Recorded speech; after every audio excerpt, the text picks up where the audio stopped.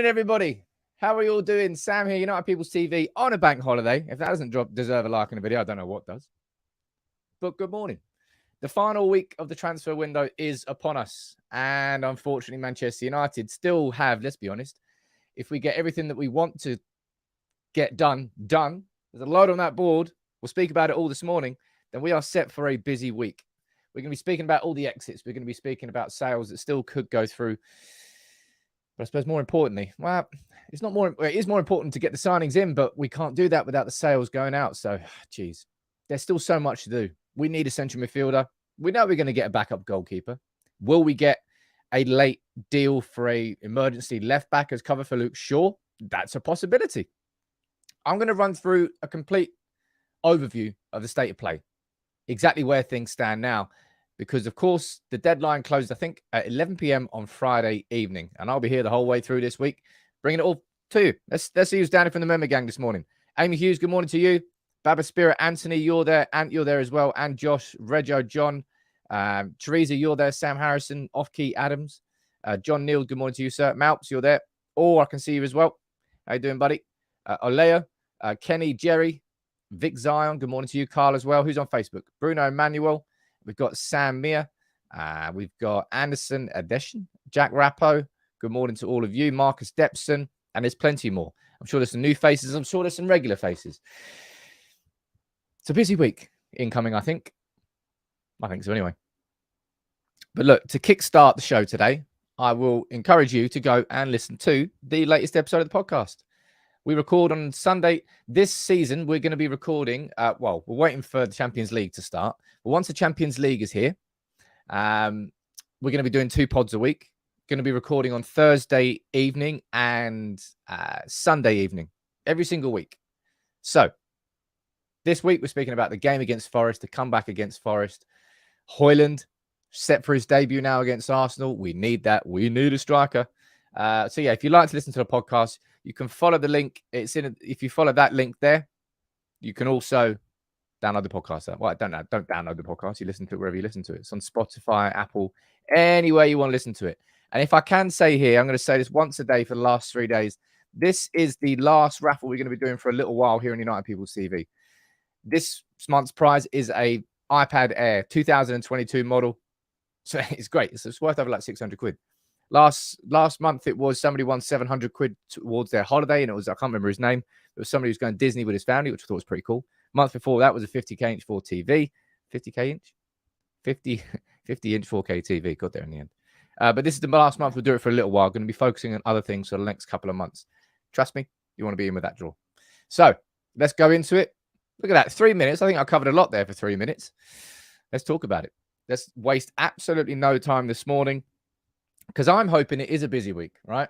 I'm hoping that I have to go live a couple of times a day because of breaking news, because of bids going in for players, X, Y, Z. And for this to be considered a strong window, I think United have got to have a really strong end to the window. This last week is really important.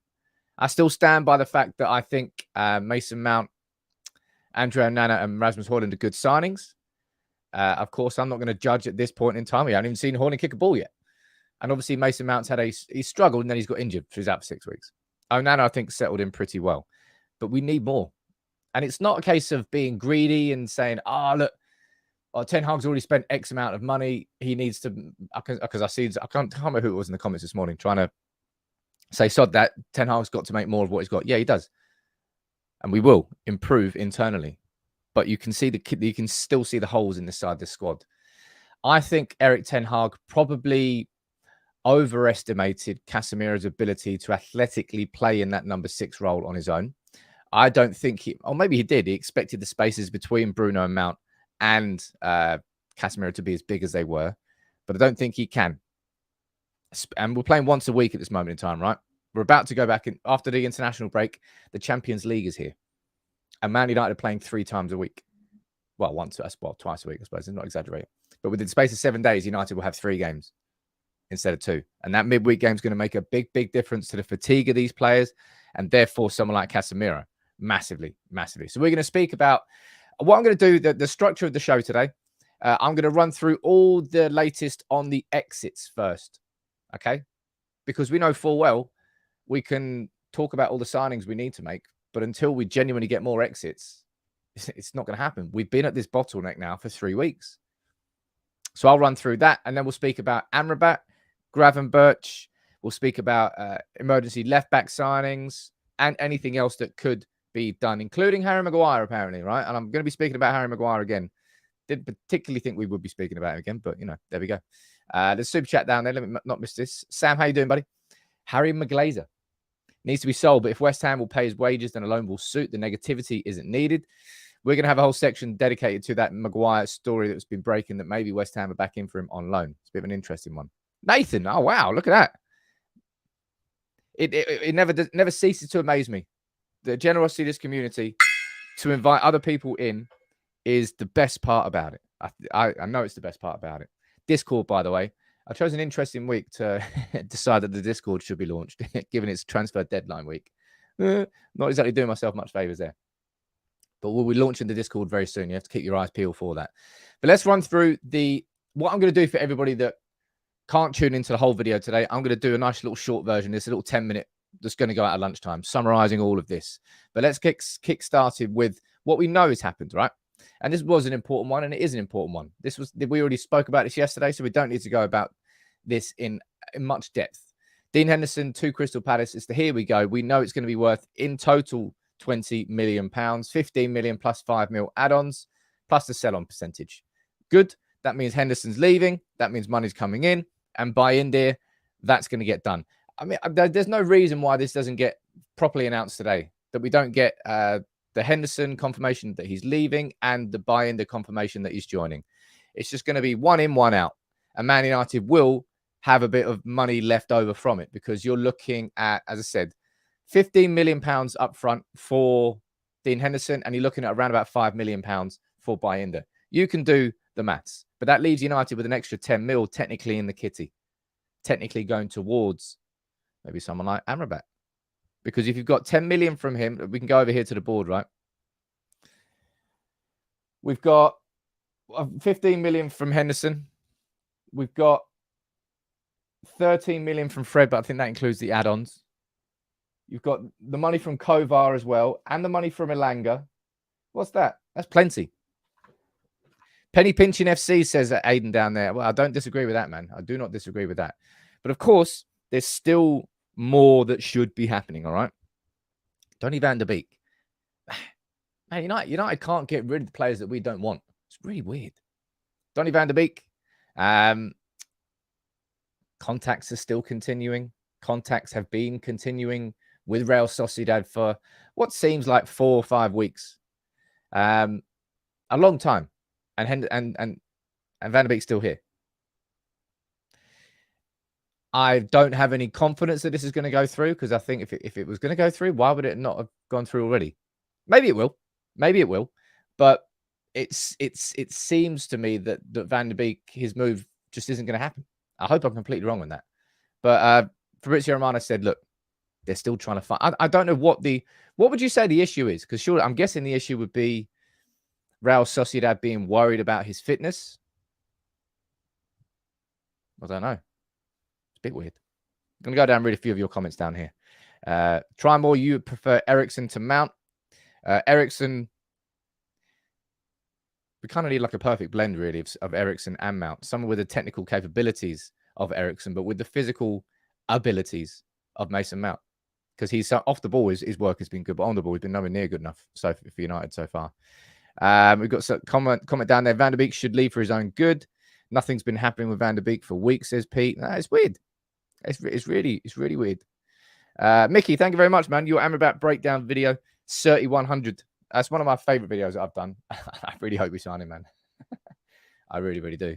Because having done that, I've given myself like self-serve propaganda. But the Van der Beek one, it's odd. I'll be honest, it's odd. It must be about his fitness. Maybe the Erik Bailly one is even more odd, though, when you think about it. Because we're trying to ship him out for free. And we still Like this is from, you can see the date on this. It's from 3 days ago.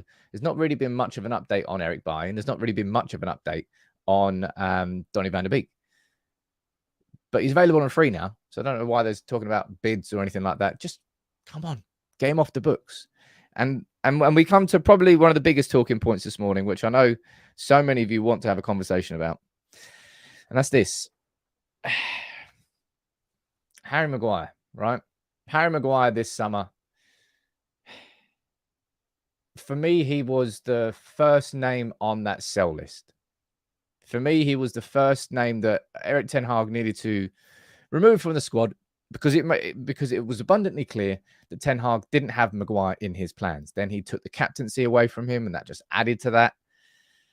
And Harry Maguire's still here. Man United accepted a £30 million bid for him. But because of that contract situation, because he was going down to reduce wages, he was asking for a payoff from United, and we said no. And then Harry Maguire stayed, and that deal collapsed.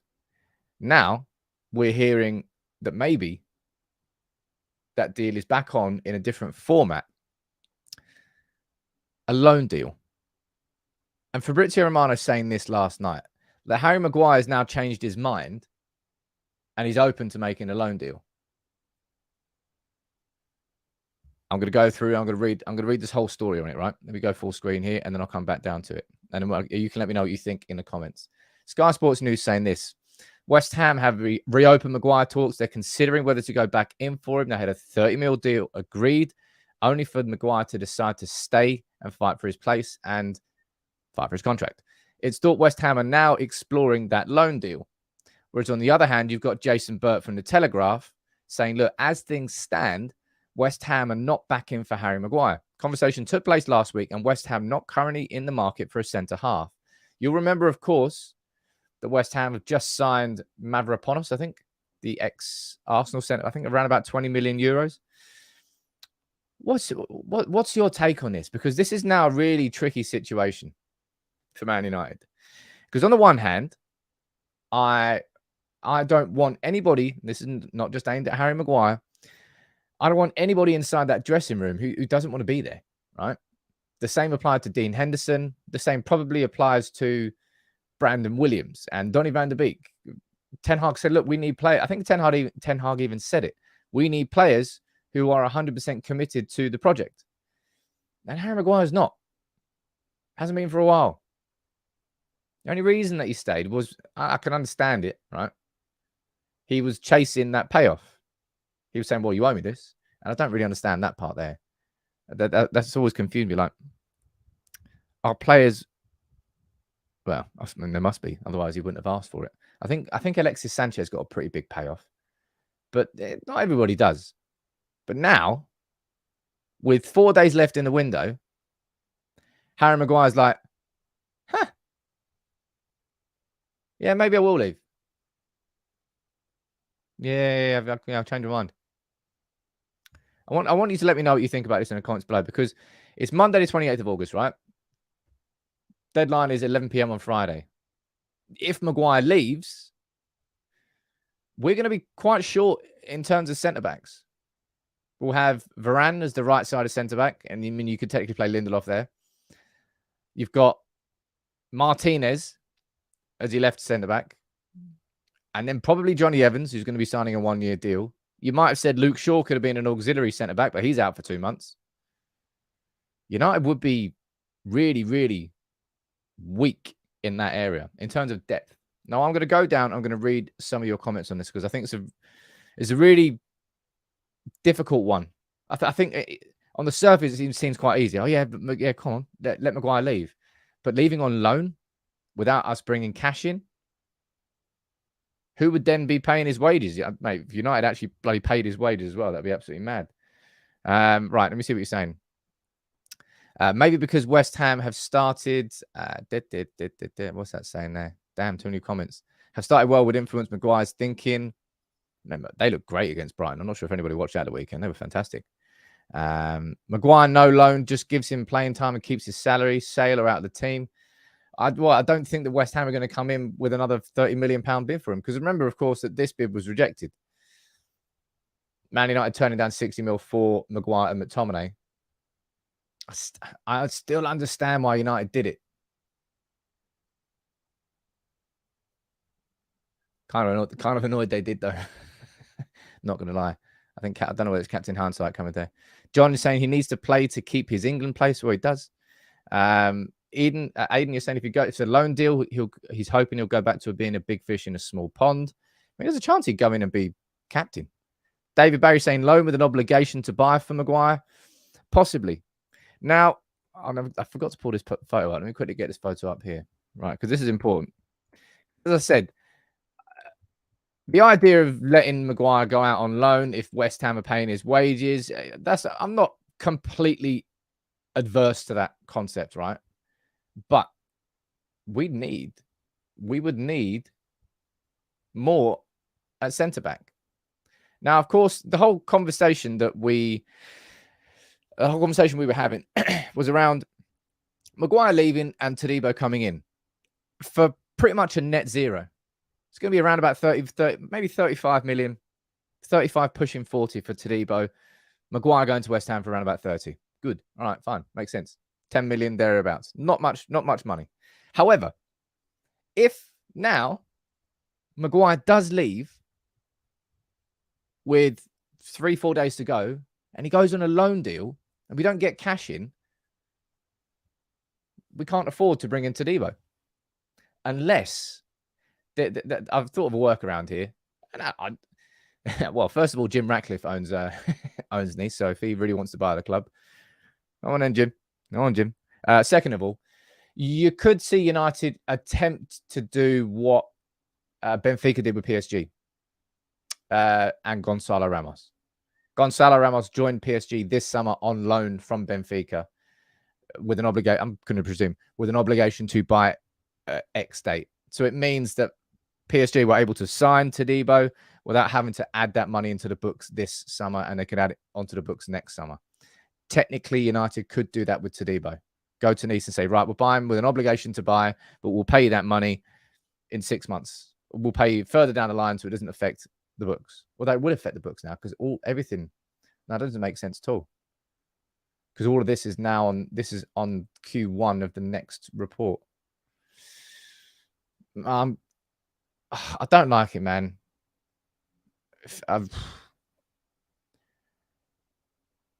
What is it? What, Maguire's now changed his mind a few days after we accepted a £30 million bid for him. We accepted it. We had said, right, okay, yeah, off you pop. West Ham, you go 30 mil. We'll reinvest that into a new centre back. And he said no. And we know why he said no, because he has 2 years left on his contract. He would be on around about 70 grand less a week at West Ham. He wanted to be paid out on that contract. And when you think about that, part of you thinks, fair enough. Then part of you thinks, you're still on 120 grand, mate. Like, you're not exactly going to be on the breadline, are you? But this basically, in my opinion anyway, all the positivity around this summer transfer window, it got bottlenecked by the Maguire situation. That was where we reached a point where we couldn't make any more. We were talking about Todibo. We were lining up conversations with Todibo, with Pavard, with Tapsoba. We were doing the research in the market. We had accepted that Harry Maguire was going to be leaving. And when that money came in, it was straight in, straight out. But instead, United got locked in talks and negotiations about this with Maguire, about this contract. And it's never really resolved itself. And kind of everything has been bottlenecked since. Ricardo, you just gifted a membership there to Jonathan. Jonathan, say nice to the big man. Thank you very much, dude. See down here, we've got Oleg. You've joined as a squad member. Nice to see you there, man. Let me know where you're watching from. I'll try and give you a shout out in the comments. And Chris, you sent a super chat earlier. Let me read this one out. All right. Are you saying we've seen players that turned around for the better under Ten Hag? Why couldn't Van der Beek do it? What's your take? I mean, it's a fair question, but I just think I've seen enough of Van der Beek. I think Ten Hag's seen enough of Van der Beek. Ten Hag has said, look, yeah, his head's elsewhere, man. I don't think Ten Hag trusts Van der Beek anymore. And once that manager has lost his trust in his player, I think it's, well, the only way is down there. Lawrence saying Maguire should go to Newcastle as the best option. Man, their defense is pretty sound. Although not yesterday. What are they doing? Right, a couple more super chats, and then we're going to move on to the conversation around actual midfield signings, because there's still so much we need to talk about with Amrabat, with Gravenberch. It's a big old show. I told you it was busy. Make sure you drop a like on the video if you can, ladies and gents. It does make a big difference.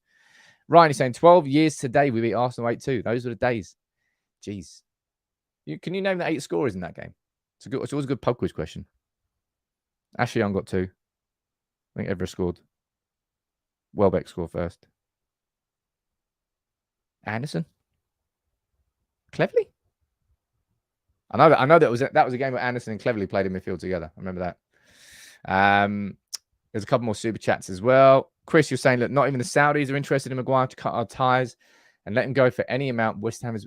I mean, it's easy to say that, but that's just not going to happen. From a business sense, it's just not going to happen. You can't just go, oh, yeah, go on in. Yeah, you can have him for $1 million. Why not? Because of the repercussions that would have to Manchester United and further transfer markets. But this whole situation now that it's crap. We had a 30 mil deal agreed with West Ham for Maguire. He said no. He dug his heels in over the contract and he stayed. And then the move for Todibo or Pavard went south. And now all of a sudden, the last couple of days, Maguire's like, actually, lads, if you can ship me out on loan, I'm fine with that. Therefore, leaving United shortchanged, no money, no money for a replacement. Between a rock and a hard place, that situation. I don't like it. I don't like it at all.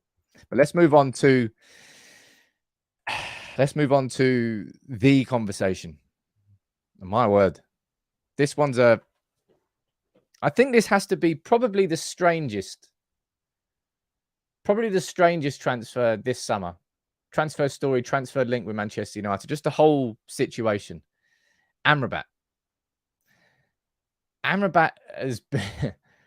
I've joked about it on the podcast. He's been sitting there in his Man United pajamas, in his Man United duvet set, listening to Glory, Glory, Man United with photos of Dennis Irwin and Andy Cole stuck to his little chest of drawers. I only say that because that was what I had that as a kid.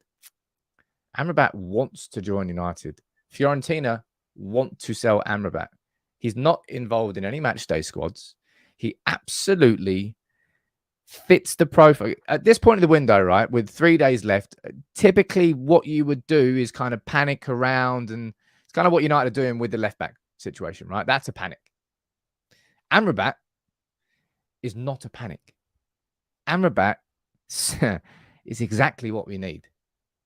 He's played under Ten Hag before, which is an added bonus. It's not the be-all and end-all, but it's an added bonus. This guy should have been signed weeks ago. And it's only because of money that he hasn't.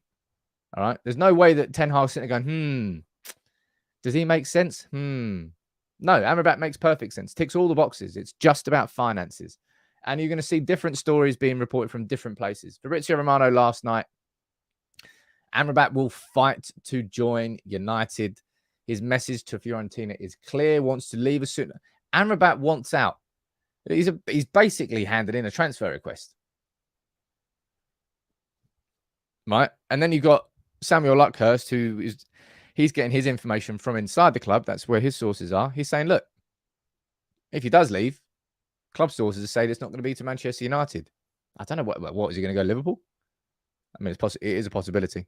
Some of you are mentioning Napoli in the comments down here. That's random. Not really seeing that anywhere. Maybe that'll come out. But yeah, this is the one I found probably the most infuriating and probably the most annoying is the Amrabat one. Because it ticks all the boxes. He's cheap as hell. It's like 20 to 25 million. He's 27. He's not on the way down. He's got a few years left at his peak. He's a physical runner in midfield, as well as a man who has ball winning, ball possession, progression qualities. Yes. Honestly, man, it's really weird. I laugh about it, but I'll be pretty angry if we don't manage to sign this guy in the next 3 days. Jerry is saying, what's wrong with this club? It's money. The only reason we've not signed him is money. We're under the Glazers, man. We're on an FFP tightrope because we as a business have had substantial losses over the last few years because the business side of things has been running to the ground. And we've spent a lot without being smart in the market. So it's twofold. The reason that we've found ourselves in this sort of financial tightrope situation. Number one is, we have the Glazers as our owners. As a business, we've been running to the ground through lack of investment over a sustained period of time. Number two is we've just been inefficient as hell in the transfer market, both with signings and sales. Signings-wise, we've overspent. 80 million on Anthony, 70 million on Casemiro. They're good signings, but they shouldn't have been as much as they were. We overspent because we panicked late in the window.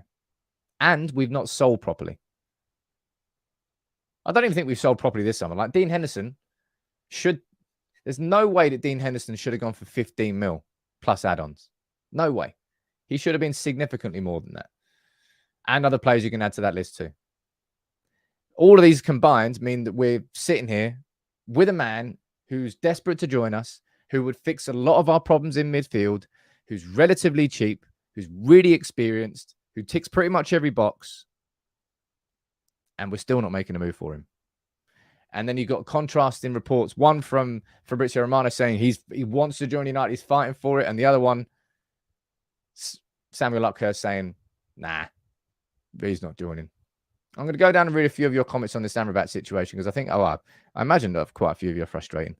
Robert Taylor, bring in Brighton scouting and transfer team. They smash it. I agree, but one thing that we do all have to remember about Brighton is Brighton. It's not Manchester United. It's not Real Madrid. It's Brighton. The scrutiny in the spotlight is a little bit less severe at Brighton. You do have more time to grow as an individual at that age. So they're positioned better as a football club. Whereas Man United, like Hojlund's going to come in and we're going to be expected to score goals straight away. United fans will give him some leeway, but the scrutiny everywhere else will be legitimate and fierce. It's just a bit different. Do I think Abraham will happen? Who's talking about Abraham? I know. The excitement is sucked out of every signing we make. The Onana one was pretty good. I love the Hojlund one for me was probably the one. No, it's not that. I was more excited about Onana this summer. Who am I kidding? Henderson was on massive wages. Well, yeah, Henderson was on massive wages. Erik Bailly is on massive wages. Donny van der Beek's probably on a decent wedge. Certain things a bit wild. Let's not talk about Harry Maguire, man. Jeez. Amrabat's 8. Something that United may well be doing here, right? Something that United may well be doing here with Amrabat is just playing a little bit of a game of chicken. You can't rule it out. Amrabat next summer is a free transfer. Amrabat next summer, Fiorentina don't get any money for him. So this is the last summer. Obviously, they can try and sell him in January, but probably not for that much. Man United might just be trying to ease the clock down before they throw the money on the table. But then at the same time, they don't give Fiorentina the time to get a replacement in. The Amrabat situation, I can't fully understand with logic. I do because I know it's money related. We've just got money in for Henderson now. We have got money in for Kovar. We have got money in for Fred. We have got money in for Telles. And we have got money in for Elanga. So there is money coming in. If you look down there, in total, you're looking north of 50 mil. I know you won't get all that immediately because that will get spread over payments. But just as a loose overall, we've had north of 50 mil come in this summer. Now, another conversation I didn't really think we'd be having, and I'll be honest, I think this is probably going to stay in the pipe dream category. But let's speak about the report that broke yesterday from, was it Bild in Germany? I think it was. Scott McTominay and Ryan Gravenberch. Two midfielders at different ends of the spectrum. Well, in terms of what Erik Ten Hag wants, I think it's become abundantly clear. And to Scott McTominay, I actually spoke about this on the podcast with the guys before I saw that McTominay and Bayern Munich thing. I was saying that I don't know if I feel a bit sorry for McTominay. I think he's a grafter. He works hard. I don't think anybody would ever question that. But he's clearly not in Erik Ten Hag's plans. Fred's obviously been sold. Well, he's obviously not in the plans. Van der Beek has been told he can go. He's not in his plans. Maguire's had the captaincy removed and we accepted a bid. He's not in his plans. And I think McTominay just falls into that category. The same category as Maguire, Fred, Van der Beek, and McTominay. These players that Ten Hag doesn't quite want. And then the Gravenberch situation, this is the story. This is the story here. Saying Bayern Munich are considering Scott McTominay as a loan target with Gravenberch going in the other direction. Now, do you think that could or maybe will happen? Because on paper, United fans are looking at it going, I mean, it feels perfect, right? If McTominay's not going to get these opportunities. But I don't know why would Bayern Munich want Scott McTominay? I took a quick look at their squad list here. You've obviously got Joshua Kimmich, right? He's the main don. You got Leon Goretzka, who's still playing plenty of games. You've got Konrad Laimer over there. It's quite handy actually. Let's show you how many minutes they played. Konrad Laimer, he's played over there 75 minutes, and then you look at Ryan Gravenberch. He's played 9 minutes in one game. Musiala's not really a midfielder, not in that sense. I have no idea who Paul Wanner is. But McTominay in there, is he really going to get a game ahead of Konrad Laimer? Not really. Is he really going to get it ahead of Goretzka? Not really. But Gravenberch has only had 9 minutes. I mean, it's obvious that Gravenberch, in the same way that McTominay is not part of Ten Hag's plans, Gravenberch is not part of Tuchel's. All right. So maybe this is just a situation where there's two clubs with two midfield players, and they can go, you know what? Should we have a little bit of a swapsies? Maybe, because neither of those players are in the plans of either of those clubs. That's the only reason I can look at it and say, yeah, it might happen. I don't really think it will, but I've reiterated it time and time and time again. Man United could and should be looking at signing Amrabat on a permanent deal and Gravenberch on loan. Both of them can bolster this midfield squad in different sorts of ways. And maybe it could happen. You could be seeing Gravenberch coming in, McTominay going out on loan, and that's the wrong one, and Amrabat coming in on a permanent. These are all still possible. I just don't know what to expect this week. I really, really don't. I'm going to go down and read a few of your comments out down here. The general saying, strange that Tuchel doesn't play Gravenberch. I don't think it was just Tuchel. It was, what's his face? Nagelsmann as well. Like, Gravenberch has just been he's been a shadow at Bayern Munich. Gone from the starting player at Ajax to somebody who's just been on the periphery. And when you've got a midfield that includes Kimmich and Goretzka, and they've just gone out and signed Konrad Laimer on a free transfer. Look, Konrad Laimer's played 3 games. Just joined on a free transfer from Leipzig. Gravenberch played 1 match for 9 minutes. He's not in his plans. Can we swap Pavard for Maguire? I think Pavard's off to, is it Inter? I think it's Inter. Maybe that's the main reason they're delaying the Amrabat move. I don't know. I don't really think this has got anything to do with it, really. Random, maybe Gravenberch is gash. Well, Erik Ten Hag will definitely disagree with you because he was absolutely superb in his system in that second iteration of that Ten Hag team at Ajax. First one was the one we got to the Champions League semi-final. That's when they had Frenkie de Jong. Second iteration was Gravenberch and Alvarez. And Gravenberch was more the de Jong. He's not a complete de Jong replacement in any way, shape, or form. He doesn't carry the ball anywhere near as well. But that's kind of what the system was. Alvarez a little bit deeper. Gravenberch being the guy who kind of brought it forward. That one's a watch this space. All right. I don't really think that's going to happen, but I can't rule it out. Sam, how confident are you we'll get Amrabat? Oh, man. I'll tell you what. That's a fair comment and a fair question. My lunchtime video is going to be running through all of these in a nice quick summary, and I'll put a rating out of 10 of how likely I think it is inside that video as well. So really good. That's a good way of sort of showing my confidence. Jason, I can't agree more with that comment, man. It's key. It's really, really key. This guy slots in to where our issues are. Now, he might not be the absolute best player we could possibly get for that position. However, circumstances, finances, timing, all of it combined with 3-4 days, I do not think United could make a better signing in these circumstances than Amrabat. I really don't. I really, really don't. Jonathan's kind of fair point there, actually. Of all the players who have left Ajax since then, who have done well. You got who did leave that team? You got De Ligt, who went to Juve, and that didn't work out. De Jong, you went to Barca. He's worked out now, but it took a while. Can't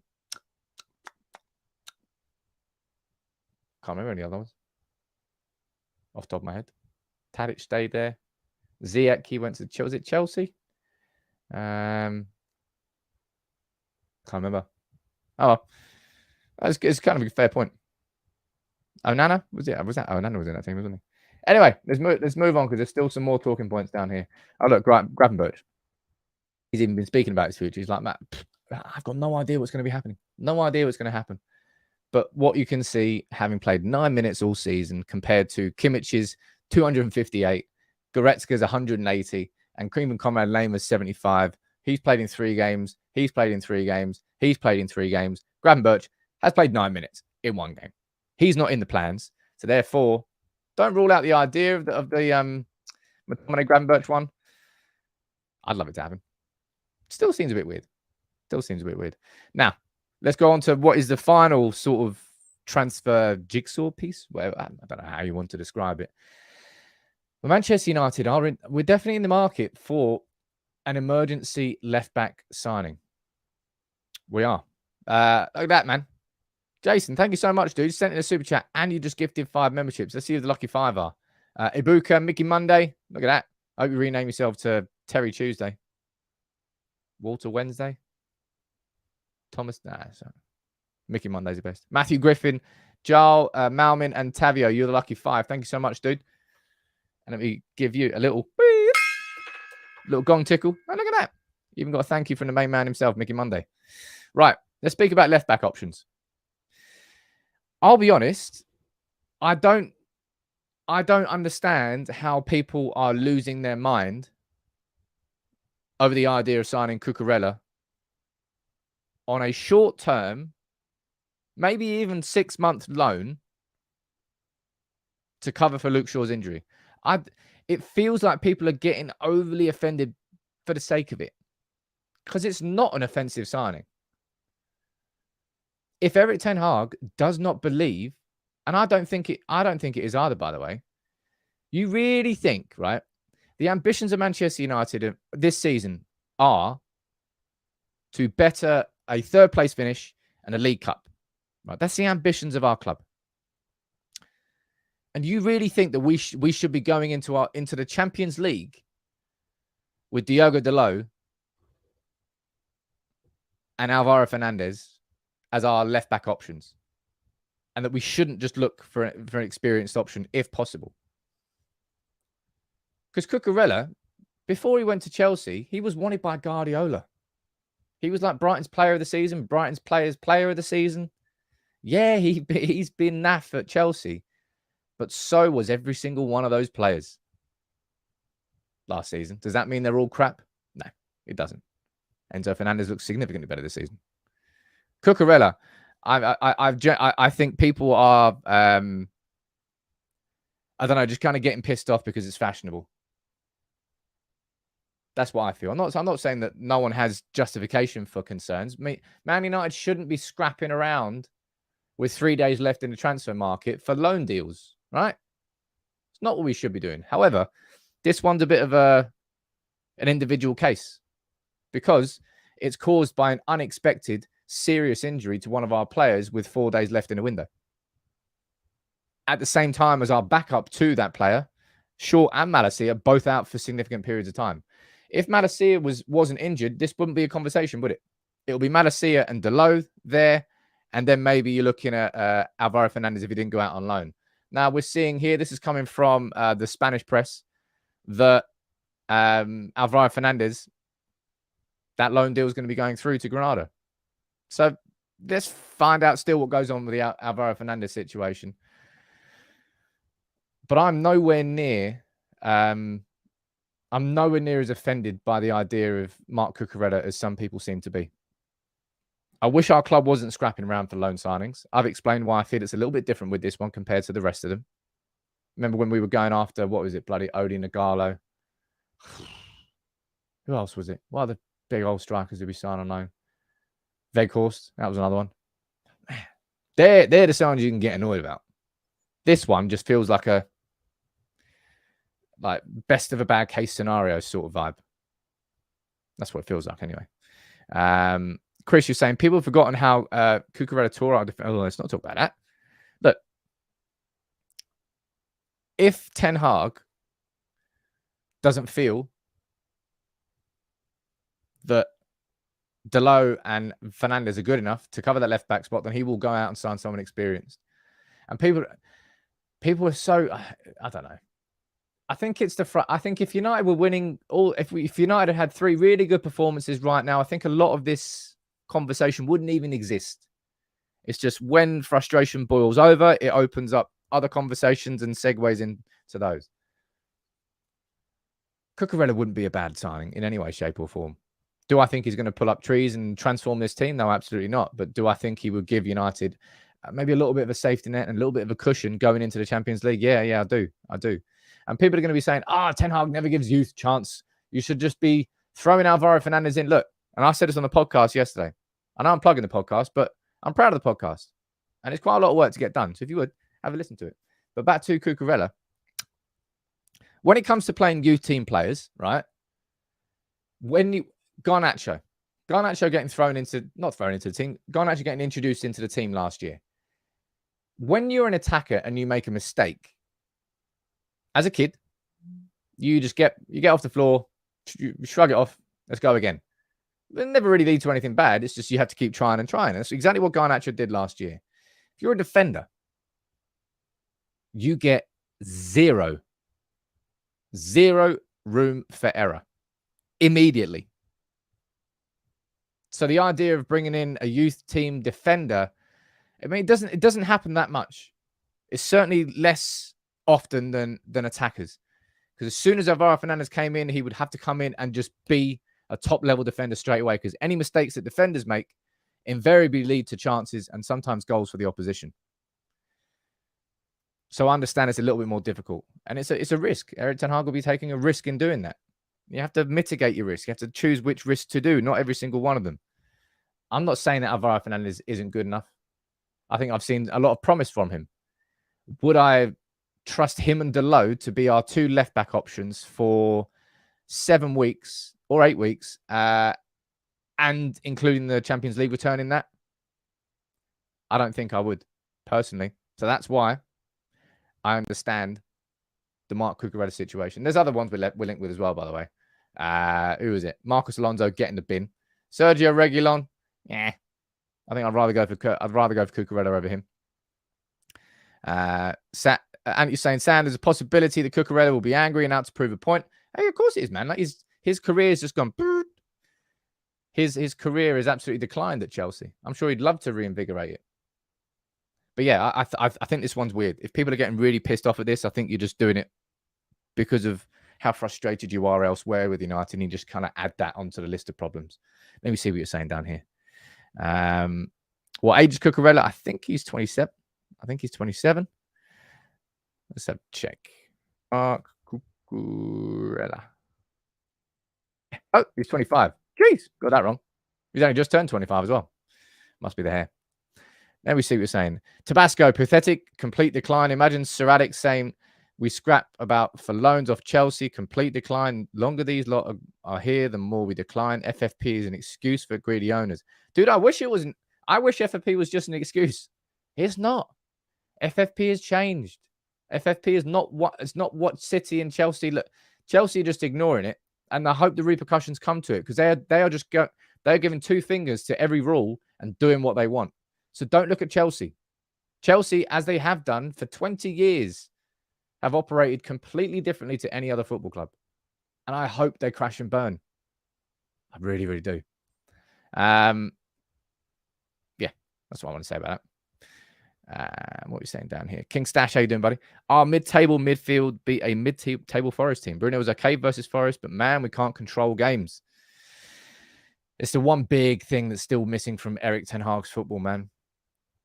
Control. He wants to have that control build up out from the back to the front, and to just we still aren't creating enough chances like that. We still aren't scoring enough chances like that. Hojlund will be a big addition straight away. We can't imagine that. We can't imagine that it's going to be transformative immediately. But even if we play as we are currently playing, and creating the amount of chances we are creating, Hojlund should be bagging a couple more of those. But then your midfield signings that you need to add the control in. I completely agree with that. Last couple of minutes of the show, you fire in your questions and concerns that you've got. Amrabat is the big story, right? It's all bottleneck because of money. You might think I'm making it up. Nope, I'm not. But we've got Henderson sold. Add that money to the Kovar money, to the Tellez money, to the Elanga money, to the Fred money. There's money there. Come on. Get the Amrabat situation done. Between 20 and 30 million. I don't know whether Amrabat's going to be here in 3 years' time, but tell you what, he's going to come in and improve our midfield straight away. He really, really would. Other teams trust youngsters. Check out the Brighton squad. Like, why does everyone look that? I've just explained to you. If you're really trying to compare the scale of Brighton and the scale of Manchester United and the scrutiny, then you're loopy. You really are. And look, Erik Ten Hag with Kobe Mainoo has shown that if there's a youngster that's good enough, he's going to go straight in. Garnacho, boom, turned into a star last year. Ten Hag will not just throw kids in because he's, sod it. He will put a kid in if he feels that they are ready to do it. And he's got a track record of doing it. His whole career at Ajax was about, I'll be completely honest here. I think you're all, Erik Ten Hag has such a better judge of whether a youngster is ready than any of us do. He did it his whole career at Ajax. They had no money at Ajax. They were all about bringing youth players through. And he turned De Jong into a star, Van der Beek into a star, De Ligt into a star, Gravenberch into a top-level player. Ten Hag knows what he is doing with youth players. Far more than any of us do. And I would trust him in that sense. But you can tell there's frustration. There is still frustration. There's been frustration all week, all season so far.